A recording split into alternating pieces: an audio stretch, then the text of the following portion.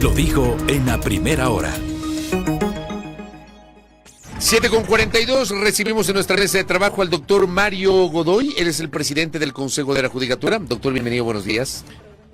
Muy buenos días y gracias por la invitación. Gracias a usted por la gentileza de acompañarnos. A ver, desde hace una semana, más o menos una semana y un poquito más, el Consejo de la Judicatura que usted preside está en prórroga porque debió haber culminado sus funciones el 29 de enero. Está claro que no se hizo a tiempo la renovación total del Consejo de la Judicatura, no solo por las dificultades a la interna del Consejo de Participación Ciudadana y Control Social, sino también porque la Presidencia de la República no ha remitido su terna. El Consejo devolvió para que completen los documentos los integrantes de la terna de la Corte Nacional de Justicia. Entonces, esto es como que está un poquito para largo. ¿Qué implica esta prórroga, doctor? Expliquemos a la audiencia. Bueno, la prórroga consiste básicamente en que los servidores del cuerpo colegiado, es decir, los 4 vocales que nos encontramos en funciones de la actual fecha, estaremos en funciones hasta que primero el Consejo de Participación, por los hechos que son públicos, se integre y posterior a ello reinicien o más bien retomen el proceso para la designación de los 5 vocales del Consejo de la Judicatura a través de las fuentes. Como sabemos, también son hechos públicos, existen ya algunas ternas que han sido enviadas. Entiendo que el Consejo de Participación, en el ámbito de sus atribuciones, deberá pronunciarse al respecto. Y entiendo también que falta alguna de las ternas. Entonces, cuando todo eso esté integrado ya formalmente, como establece la norma, se realizará el proceso para la designación. Hablaríamos de que vocales. La prórroga podría ser de más o menos unos 2 meses. Entendería que sí, los tiempos ya hacer un cálculo al ojímetro de cuánto tomaría más o menos llevar adelante el proceso de análisis de los integrantes de las ternas por parte del Consejo de Participación Ciudadana y Control Social. Sí, entendería que sí, porque incluso hay que tomar en cuenta otra situación que ha pasado en estas últimas semanas. No nos olvidemos que por la situación que ocurre de la sentencia del Tribunal Contencioso y lo que ha ocurrido con el Consejo de Participación Ciudadana, entiendo también que deben estar también debidamente posesionados los vocales del Consejo de Participación Ciudadana, las autoridades del Consejo de Participación. Entonces, luego que pase eso, viene la otra parte, que es ya el proceso de designación de los vocales del Consejo de la Judicatura. Doctor, y mientras eso pasa, ¿cómo se encuentra dentro del Consejo de la Judicatura los procesos que se tenían pendientes? Hasta diciembre del año pasado teníamos el concurso para el banco de elegibles, del concurso para designar a magistrados para integrar judicaturas, designación de alrededor de 500 fiscales, de evaluación de notarios, aplicación del expediente electrónico. ¿Cómo están las cosas dentro del Consejo de la Judicatura y qué está pendiente aún, doctor? Bueno, por un sentido de responsabilidad, lo que nosotros le hemos dado la prioridad del caso, porque deviene de la consulta popular, es precisamente la designación de los jueces en el ámbito constitucional. Respecto del concurso de la Corte Nacional de Justicia, ustedes saben que existió una nulidad total. Sobre el tema del banco de elegibles, existen informes internos que estamos justamente evaluando para tomar una decisión. Sin embargo, sobre este concurso hay que tomar en cuenta que hay que ver también la pertinencia sobre este concurso, tomando en cuenta que ya el Pleno del Consejo de la Judicatura, hace meses atrás también, ya estableció este proceso, que era un derecho que no se había realizado desde el año 2016 a favor de los servidores judiciales de carrera, que es la recategorización. Entonces, habría que ver también sobre la base de estos elementos si es que ese concurso tiene que continuar o no. Y sobre los procesos de evaluación, nosotros estamos elaborando, con los insumos que han enviado las vocalías, elaborando un proceso para emitir los lineamientos, los primeros lineamientos que deben ser puestos en práctica. No nos olvidemos que nosotros, al estar ya prorrogados, debemos también actuar en un sentido de responsabilidad y dejar por lo menos establecidos los parámetros para que el nuevo Consejo de la Judicatura ya los pueda llevar a cabo. Doctor, la polémica por el tema de la jueza Nubia Vera terminó complicando las cosas al interior del Consejo. Primero, su situación personal mismo, porque usted le señaló a la jueza Vera como que Usted ejerció presiones, incluso le envió una flash memory con la sentencia a través de la cual debía favorecer al presidente de la República en desmedro de la vicepresidenta en la acción de protección, que esto es de dominio público, pero le acusó directamente a usted y a su entorno. Y luego en su relación con los otros integrantes del Consejo. ¿Esto se complicó a la interna, doctor? Primero, el asunto de la señora Vera, como usted conoce, y es de conocimiento público, existen acciones penales de por medio. Una de esas, dos de esas están en investigación previa, por eso referirme al fondo de esta situación. Claro, no puede porque está bajo la reserva. Porque está bajo la reserva.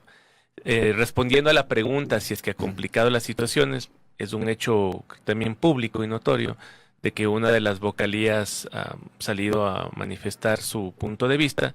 Yo particularmente me he caracterizado por el respeto a las opiniones que tienen adentro. Yo no soy de las personas que anda tocando las puertas desesperadamente por los medios para que por favor vean lo que estoy haciendo, vean que tengo que salir a decir. Yo creo que los hechos hablan por sí mismos. Usted puede ver las votaciones que existen en el Pleno.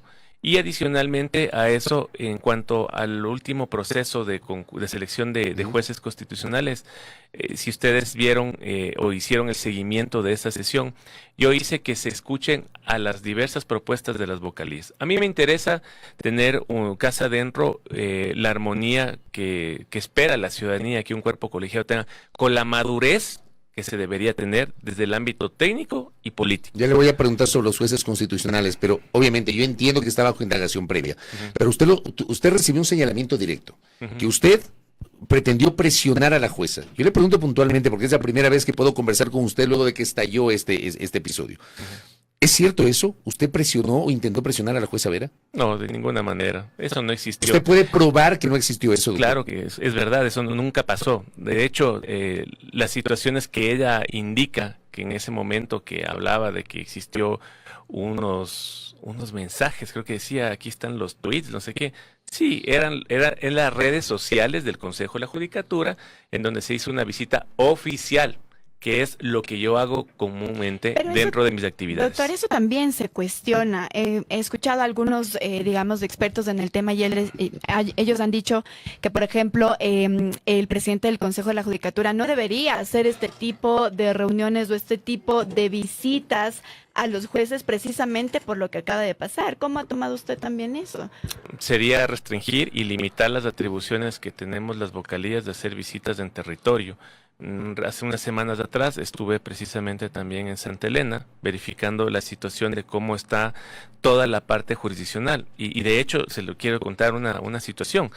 Si es que nosotros como las vocalías no tenemos esta facultad de ir hacia al territorio a ver las necesidades de las unidades judiciales, de cómo está el tema del personal, hace exactamente 2 semanas atrás ocurrió un hecho en una provincia en donde en una flagrancia a un juez le estaba presionando un grupo delictivo y al fiscal otro grupo delictivo. Nosotros inmediatamente hicimos las coordinaciones a través de la Dirección Provincial, las Fuerzas Armadas y la Policía para que se den los resguardos necesarios. Entonces, si nosotros por eso tiene que tener contacto con los jueces. Si nosotros no hacemos este contacto con los jueces respecto al ámbito jurisdiccional, a buscar las necesidades y ver lo que pasa, obviamente están limitando nuestros Claro, le cuento que acá también lo tuvimos al presidente de la Corte de Justicia de Pichincha, el doctor Fabián Favara, explicando obviamente la naturaleza de esa reunión. El tema es que, claro, esto de alguna manera coincidió y se prestó incluso para la mala interpretación de esta reunión, porque claro, luego de esta reunión aparecen esas decisiones y esta polémica. Por eso yo quería abordarle esto. Entonces, usted desmiente categóricamente y dice que puede probar. Categóricamente que eso ocurrió. Y sobre la reunión con el doctor Favara, además de que fue una reunión puertas abiertas, en ningún momento se tocó ese asunto. De hecho, lo que se habló con el doctor Favara, entre otros asuntos, fue básicamente una problemática que está ocurriendo en el sistema judicial. Y veíamos cómo buscar de que tanto el Consejo de la Judicatura, con insumos de los propios operadores de justicia, podamos llegar a buscar una solución para que las audiencias, sobre todo en el ámbito penal, no se dilaten tanto por esta situación de los certificados médicos que a veces son dudosos. Puede ser que sí, un profesional de derecho Esté esté enfermo. con una situación de salud, pero hay Pero veces hay audiencias que puede se ser difieren por eso, ¿no? Exactamente. Fue uno de los tantos temas que hablamos, pero de ninguna manera topamos el tema de la doctora. Oiga, doctor, y le pregunto, ¿alguna vez usted se reunió con la jueza Vera? Me reuní con la jueza Sí, Vera. te pregunto. En cuanto al tema que fui oficialmente, ese día me reuní con la doctora Vera para hablar los 3 temas que he dicho. Categorización, sobre el sistema de seguridad que debía tener para el tema de la audiencia y sobre el tema de los materiales que se necesita dentro de las unidades. Yo siempre consulto esto porque ha sido una problemática que ha pasado en Pichincha, al menos ha sido recurrente, pero se ha bajado un poco esto por la redistribución del presupuesto. Pero no solamente fue una reunión con la doctora Vera. En esa Había misma más visita jueces. había más jueces, tuve una reunión con otros jueces hablando sobre el tema de la recategorización, estuve en la sala lúdica con los servidores judiciales que se hacen cargo de la sala lúdica, estuve abajo en Ventanilla, pude subir al centro donde está instaurado los servidores judiciales con el SUPA, es decir, yo estuve en toda la unidad, no solamente fui directamente a hablar con la señora Vera. Doctor, y sobre esto, ¿a usted le sorprendió, o más bien, esperaba tal vez integrar la terna de la Corte Nacional de Justicia para la presidencia del Consejo de la Judicatura? ¿Esperaba antes o ahora? Ahora, o sea, que llegó... No, yo la verdad en eso no puedo decir nada porque primero son las fuentes las que deciden a quién poner, Se a decide qué la Corte, candidato claro. poner. Claro, entonces... ¿Usted tenía una aspiración claro. o no, doctor? No, yo no estoy, como les digo, si yo no estoy tampoco buscando incesantemente cómo proyectar mi imagen, buscando entrevistas, buscando espacios o medios. Yo particularmente me dedico al trabajo, lo que tengo que hacer. Y de la misma manera es con las fuentes. Yo no he estado tocando las puertas de ninguna de las fuentes para decir, por favor, pongan a Mario Godoy. Esa no es mi característica. Yo no actúo de esa manera. Yo no estoy buscando estar en las ternas. Yo particularmente me mantengo al margen y estoy trabajando en la función que actualmente tengo. Bien. Correcto, doctor. Dejemos ese tema de lado, retomemos lo que están haciendo ustedes ahora mismo. ¿Cómo integraron el equipo de jueces constitucionales, que esta decisión se tomó hace poco? ¿Cuáles fueron los parámetros y qué implica el que haya hoy jueces constitucionales? Porque entiendo que esta decisión se deriva de la consulta popular del año pasado, que fue convocada en abril por el presidente de la República y luego instrumentada con algunos cambios por parte de la Asamblea Nacional. Así es, bueno, a través de la resolución 00625 que se adoptó en el pleno del 24 de enero del 2025, se crearon básicamente las dependencias judiciales en materia constitucional, tratando de ser lo más lúdico posible para que se entienda. Este sistema primero fue creado en un consenso con el pleno, lo vuelvo a ratificar. Se escuchó las propuestas que todas las vocalías en su momento pusieron en conocimiento de presidencia y se hizo una construcción con los equipos técnicos. ¿En qué terminó esto? En que obviamente ustedes conocen que la justicia constitucional está compuesta de la primera instancia y la segunda, que es la apelación, y en virtud de eso lo que prácticamente se desarrolló fue un sistema en el cual la justicia constitucional está dividido en la primera instancia con unidades y distritos y en la segunda solamente con distritos. ¿Pero por qué? ¿Por qué se lo hizo de esta manera? Primero, es necesario que la ciudadanía conozca que el Estado, al afrontar una crisis económica, consideramos que era antitécnico y totalmente crítico, pondría una expresión crítica a las finanzas del Estado, que poníamos un juez en cada cantón. Hubiera sido totalmente antitécnico, porque ustedes saben que hay ciertos cantones en donde la actividad jurisdiccional en materia constitucional Es nula. es nula. Es nula. Y tener a servidores judiciales, que ojo, no solamente es del juez, del secretario y ayudantes judiciales, en un lugar en donde la carga procesal no iba a ser muy alta. Eso derivó a que debíamos tener un sistema técnico de ver cómo formábamos eso. Y cuando hablo de la primera instancia, en unidades y judiciales, se tomaron criterios técnicos. Y esto es lo que yo digo. Yo respeto mucho la opinión de ciertos colegas que han hecho una crítica a esto, pero una cosa es estar sentado aquí en el Consejo de la Judicatura, con la data que se tiene de la Consejo de la Judicatura, y otra estar desde afuera, viendo cómo se dan las cosas, y más aún, si hay ciertos colegas que yo he visto que nunca en su vida han pisado un juzgado. De hecho, se mantienen solamente en la literatura constitucional, lo cual es muy bueno, pero otra cosa es la realidad práctica. Y para nosotros elaborar esta parte técnica se tomaron criterios técnicos. Uno de esos fue la carga procesal. Otro de esos fue la proximidad territorial. Le estoy mencionando dos. Y el tercero fue el financiero. En cuanto al primero, hay un dato que sí es necesario que la ciudadanía conozca. Y es que mucha gente ignora de que la justicia constitucional decían, no, es que las acciones constitucionales definitivamente están en todo el país y es una cuestión recurrente. Eso no está en discusión, pero el dato mata el relato. La actividad constitucional, de acuerdo a la data procesal que tenemos nosotros dentro de la judicatura, es el 3% de toda la carga procesal, el 3%. Pero miren estos datos. Me imagino que la más alta es la penal, ¿no? ¿O no? Sí, es una de las más altas. Bueno, también tenemos materia civil. ¿Y la laboral también? Y la laboral, que son generalmente las más altas. Pero estos datos son los que... Pero la constitucional solo el 3% de la carga procesal. A nivel nacional. Y aquí vienen los datos puntuales.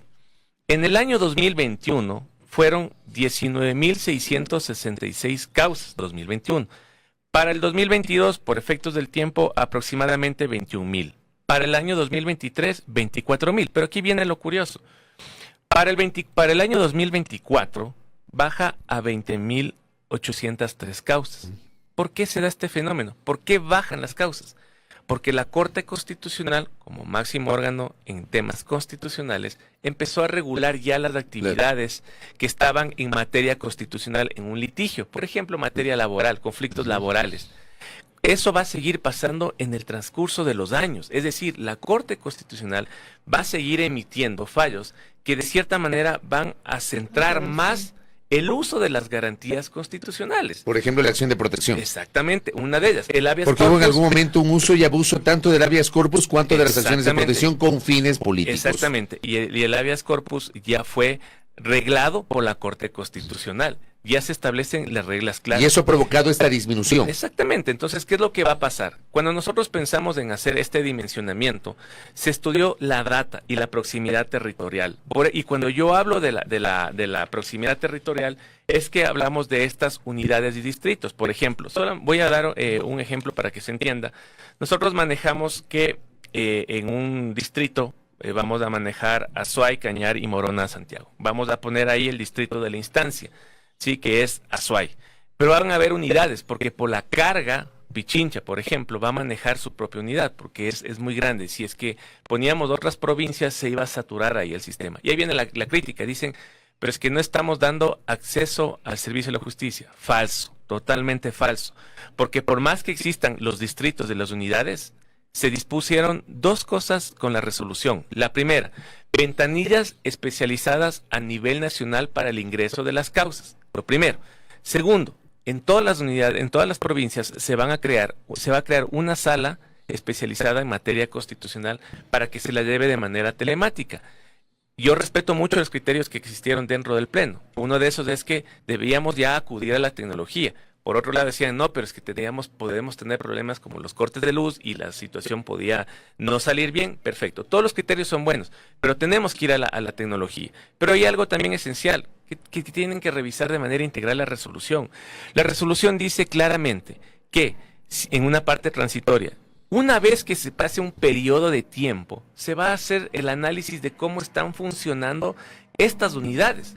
Y una vez que se analice eso, se podrán crear más, agregar más jueces o posiblemente puede pasar algo que se tenga que restar a los jueces. Es decir, todo esto se hizo con un criterio técnico, eminentemente técnico. Doctor, ¿qué ocurre con el financiamiento de crear, de elaborar, de reinventar estas dependencias judiciales? Precisamente el tema del financiamiento, ustedes saben que la consulta popular establecía que el Ministerio de Finanzas tiene que otorgar los recursos.